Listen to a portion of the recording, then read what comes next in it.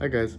Today I just wanted to show or talk about the idea that exposure is connection, right?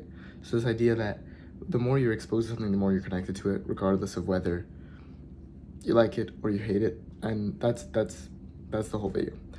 Basically, I think this is like the main reason for Stockholm syndrome, like that is what it is. And I think there's a lot of reasons why that happens. It's like our brains don't like change, our brains don't like when things move away and from what we know.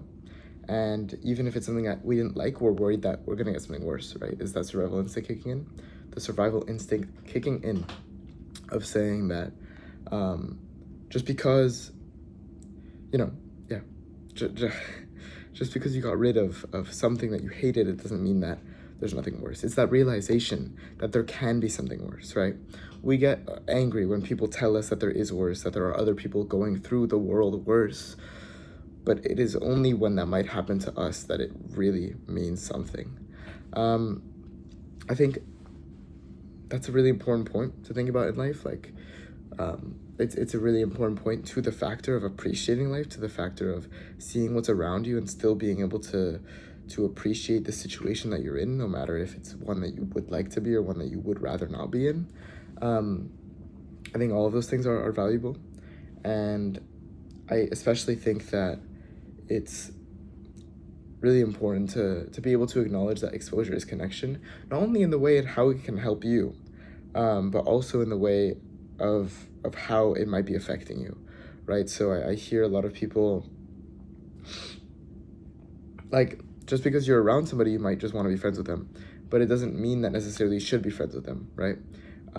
Just because you were assigned to work in that group project together and you got along well there, that doesn't necessarily mean, like, just because they leave and you feel something, it doesn't necessarily mean that you should be friends with them. Obviously, if you like them, you know, that's a different situation.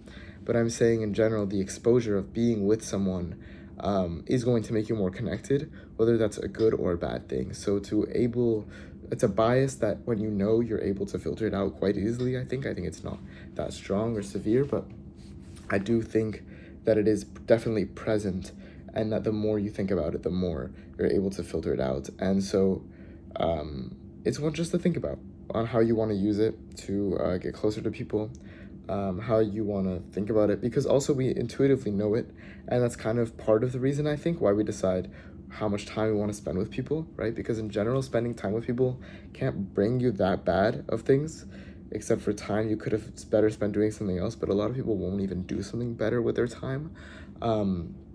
Apart from that, it can, like, that's a lot of the reason why people don't want to spend time with other people, because you're gonna get more connected to people that you don't want to, right? To people that don't align completely with your values. So that's just my thought for the day.